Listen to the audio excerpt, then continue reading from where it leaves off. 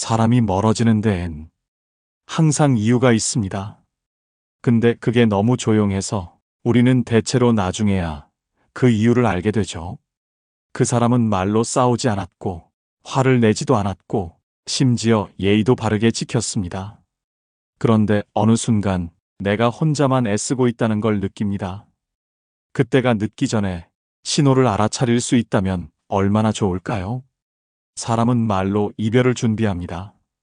말투가 달라지고 단어가 바뀌고 이전엔 하지 않던 말을 반복하기 시작하죠. 문제는 우리가 그 말들을 그냥 예의라고 착각한다는 겁니다.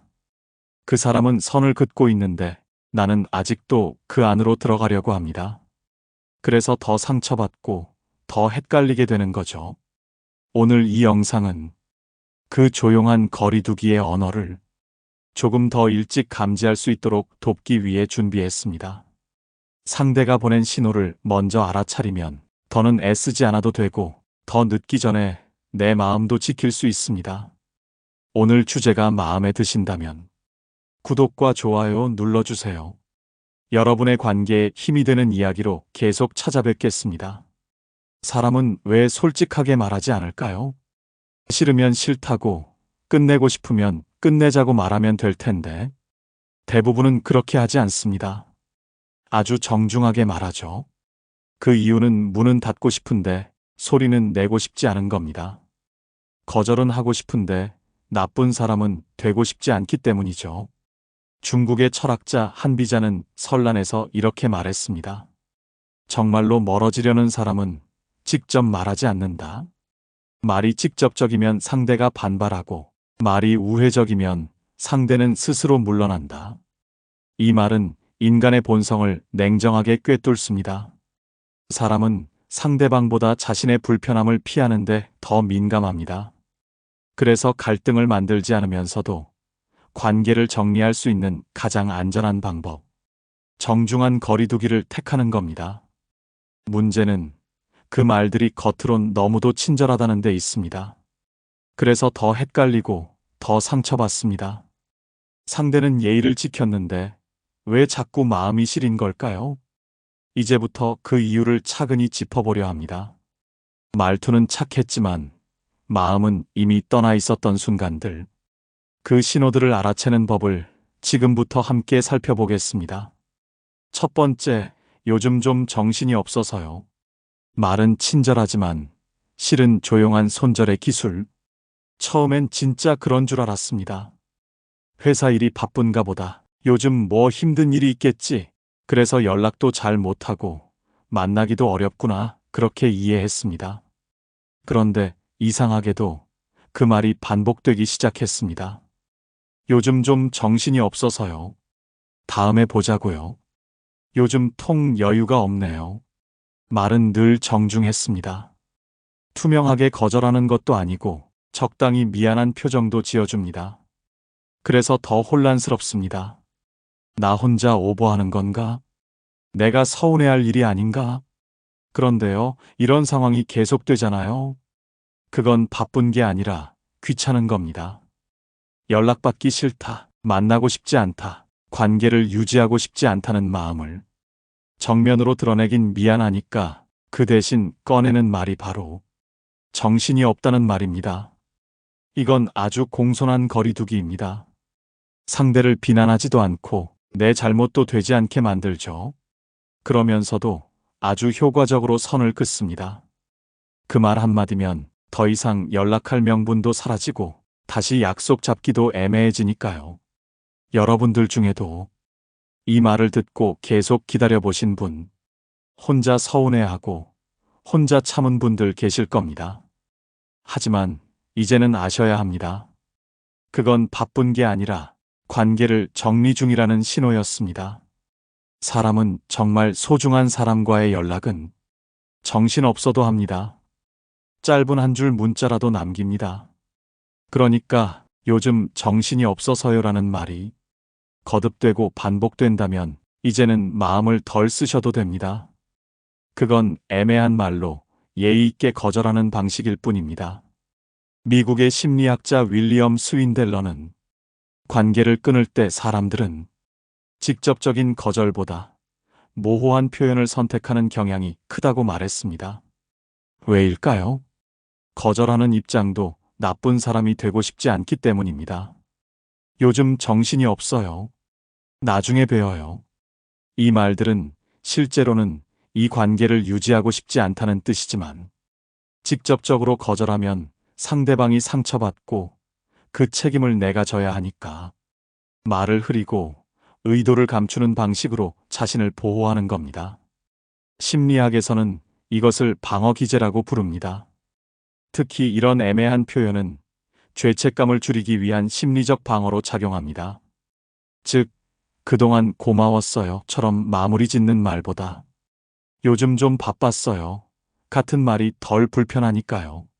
말은 분명 예의 바르지만 그 예의 안에는 감정이 없습니다. 그리고 그 정중함이 반복될수록 그 사람은 천천히 관계를 정리하고 있는 중입니다. 그러니 이제는 정신이 없어서요라는 말에 자꾸 마음을 걸지 마세요. 그건 내 잘못도 그 사람의 배신도 아닙니다. 다만 그 사람은 멀어지고 있었고 나는 아직 마음을 거기에 두고 있었던 것뿐입니다. 그러면 이제는 나도 선택해야 할 차례입니다. 그 말에 계속 마음을 걸고 기다릴지 아니면 그 사람의 정중한 거절을 조용히 받아들이고 내 마음을 지키는 방향으로 걸음을 옮길지 말입니다.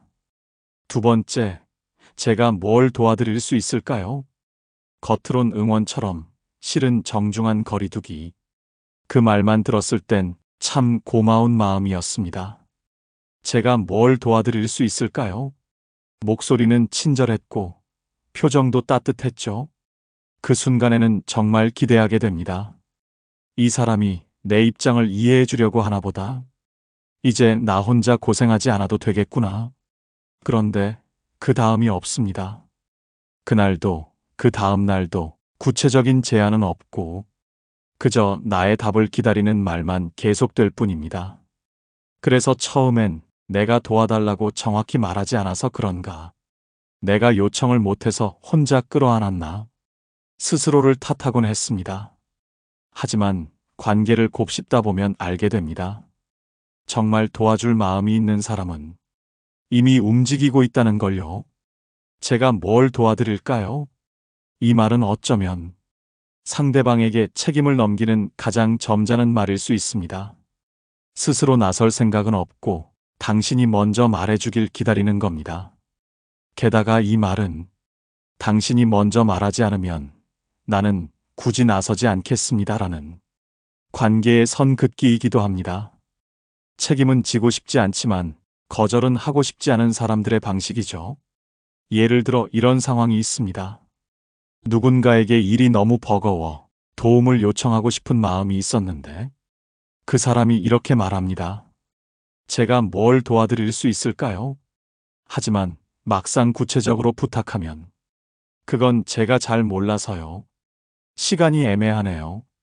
다른 분께 여쭤보시는 게 더 좋지 않을까요? 처음엔 따뜻했던 말이 뒤로 갈수록 회피의 문장으로 바뀝니다. 그래서 상처는 더 커집니다. 처음부터 거절했다면 덜 기대했을 텐데 괜히 혼자 고마운 사람이라 여겼던 나 자신이 더 서글퍼지니까요. 심리학자 캐롤라인 펄츠는 이렇게 말합니다. 사람들은 책임을 피하고 싶을 때 도와줄 의향은 있지만 능력은 없는 척을 한다. 그렇게 하면 비난도 피하고 내 쪽 부담도 줄일 수 있기 때문이다. 겉으로는 돕고 싶다고 말하면서도 실제로는 손 하나 까딱하지 않는 사람. 우리는 그걸 말로만 배려하는 사람이라 부릅니다. 진짜 도와줄 사람은 뭘 도와드릴까요? 가 아니라 이건 제가 할게요라고 말합니다. 묻기보다 움직이고 기다리기보다 제안합니다. 말은 부드럽고 표정은 따뜻해도 진심은 행동의 온도로 나타납니다. 진짜 도울 생각이 있는 사람은 상대가 뭘 말하기 전에 이미 손을 뻗고 시간을 내고 자기 자리를 비워가며 다가옵니다. 그게 없다는 건 관계를 책임질 의지가 없다는 뜻입니다. 그러니 누군가 자꾸 뭐가 필요하세요? 만 묻고 있다면 그 말 뒤에 숨은 본심도 같이 봐야 합니다. 그 사람은 지금 이 관계는 당신이 알아서 정리해 주세요라고 예의 바르게 말하는 중일 수도 있습니다. 그걸 너무 늦게 알아채지 마세요. 그 배려가 진심인지 손 뺄 준비인지 이제는 말만으로 구분할 수 있어야 할 때입니다. 세 번째, 땡땡님 정도면 충분히 잘하실 거예요. 칭찬을 가장한 고급 회피술. 땡땡님 정도면 충분히 잘하실 거예요. 이 말을 들으면 처음엔 어깨가 으쓱해집니다. 믿어주는구나. 내 능력을 인정해주는구나. 그런데 이상하죠? 정작 내가 가장 필요할 때 그 사람은 옆에 없습니다. 조언도, 도움도, 실질적인 행동도 없습니다. 말만 남습니다. 그럴듯한 말 한 줄. 책임지지 않아도 되는 안전한 말. 그리고 어느 순간 모든 상황을 혼자 감당하고 있는 자신을 발견하게 됩니다. 처음엔 이렇게 생각하죠. 내가 부탁을 명확히 안 해서 그런가? 혹시 내가 너무 의지하려 했던 걸까? 또 스스로를 탓합니다. 하지만 돌아보면 그 사람은 처음부터 적당한 거리를 유지하고 있었습니다. 직접 거절하지는 않았습니다. 그 대신 응원이란 포장지로 정중하게 선을 그었습니다. 이런 말은 일종의 고급 회피술입니다. 직접 빠지겠다고 말하면 관계가 틀어질 수 있으니까 칭찬으로 감싸고 상대가 스스로 물러나도록 유도하는 방식이죠. 심리학자 아담 갈린스키는 이런 상황을 공손한 책임 회피라 표현합니다. 칭찬은 때때로 책임을 넘기는 가장 세련된 수단이다.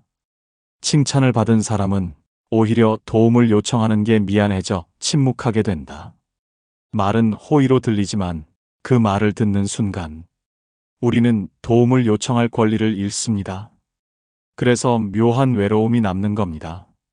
이런 말의 본질은 이렇습니다. 내가 직접 개입하긴 싫고 당신이 알아서 잘 처리해주면 좋겠어요. 나는 빠질게요. 결과는 당신 몫이에요. 그럴싸한 말로 끝나지만 결국 책임도 정성도 연대도 없습니다. 그래서 관계는 공허해지고 남는 건 내 몫의 피로뿐이죠. 동양 고전 책은담에는 이런 말이 있습니다. 큰 소리치는 사람은 뜻이 약하고 지나치게 예쁜 말을 쓰는 자는 진심이 없다. 잘 포장된 말에는 책임을 회피하려는 사람의 전략이 숨어 있을 수 있다는 경고입니다.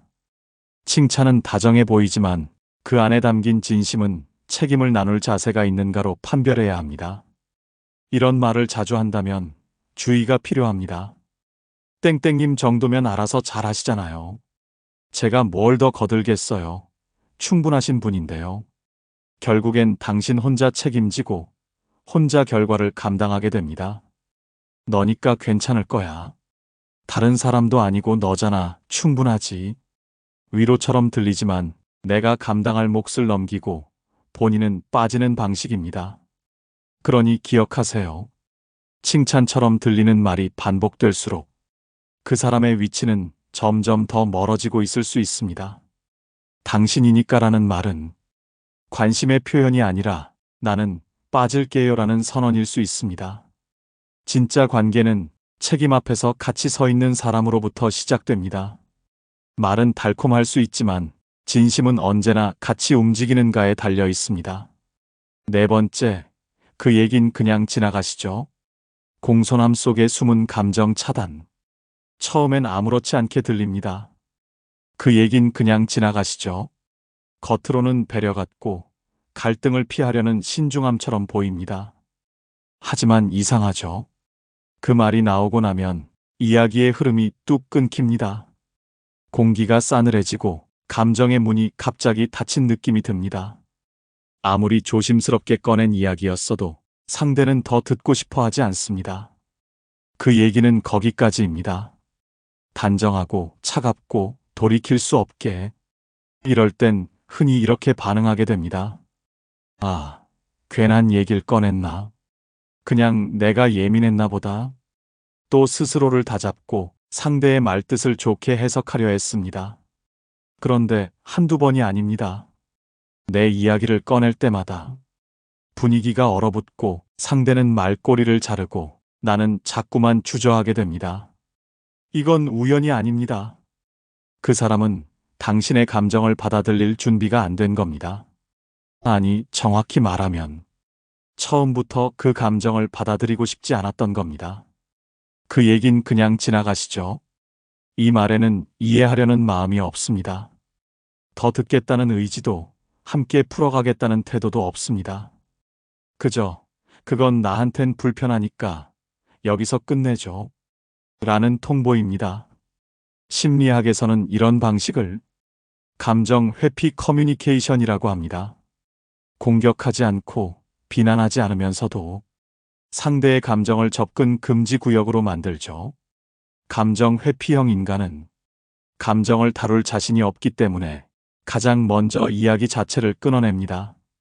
이런 사람과 관계를 오래 유지하다 보면 내 마음이 점점 움츠러듭니다.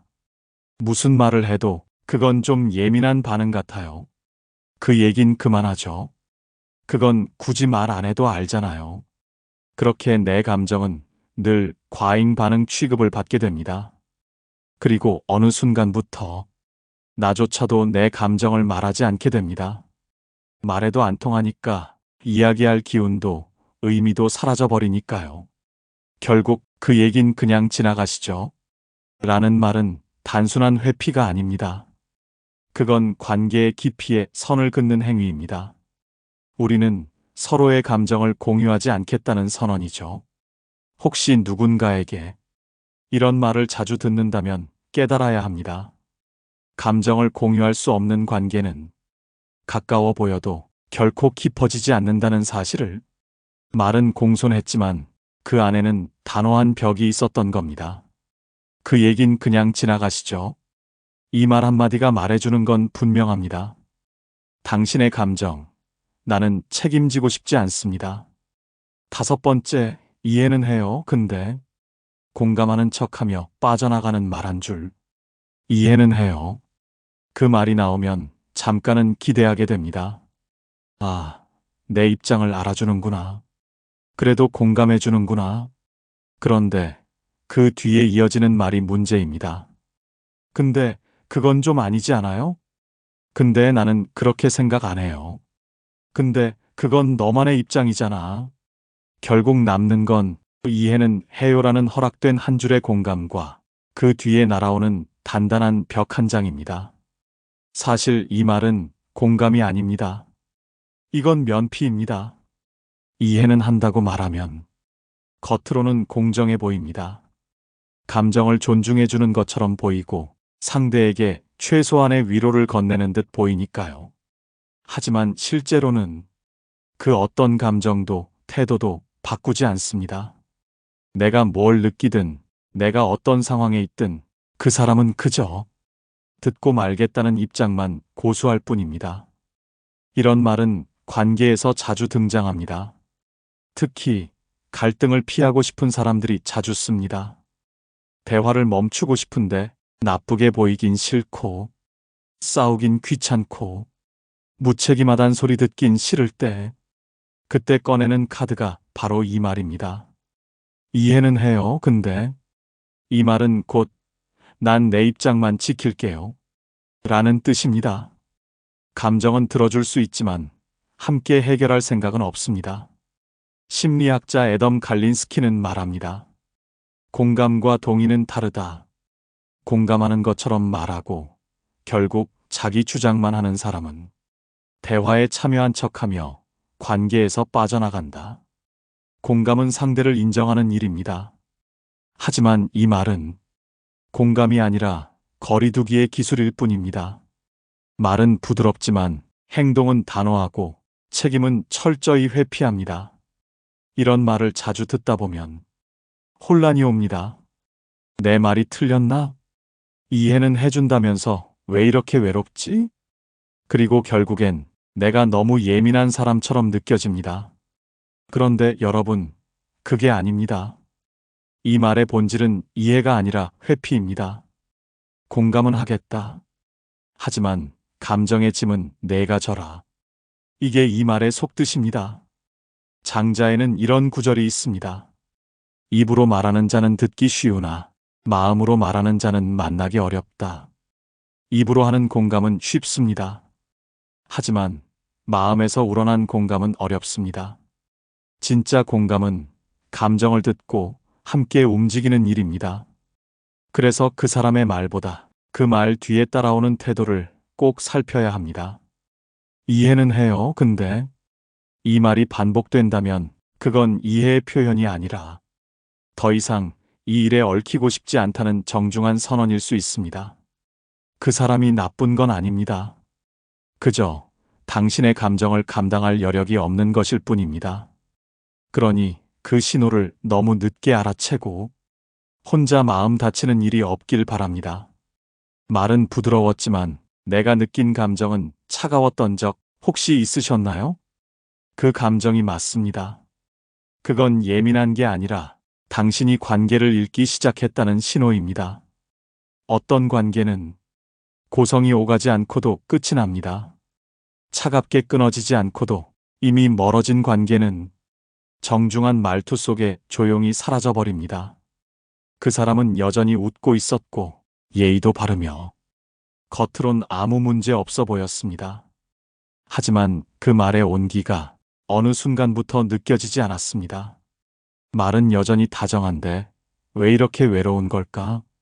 그런 감정 한 번쯤 느껴보신 적이 있으실 겁니다. 사람은 싸우지 않고도 관계를 끊습니다. 비난 대신 예의를 입고 공격 대신 미소를 씁니다. 그러면서도 분명하게 선을 긋습니다. 그래서 더 어렵고 그래서 더 아픕니다. 상처를 줘놓고도 상처 준 사람은 아무 말도 하지 않기 때문입니다. 그러니 기억해 두세요. 말이 착한 게 중요한 게 아니라 그 말 속에 함께 있고자 하는 마음이 담겨 있는지가 더 중요합니다. 정중한 말투에 속지 마세요. 진짜 멀어지는 사람은 화를 내지 않고 그저 아무 감정 없이 말합니다.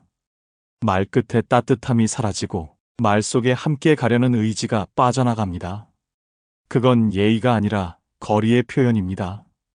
그리고 그걸 읽어내는 눈이 관계를 지키는 첫 번째 힘이 됩니다.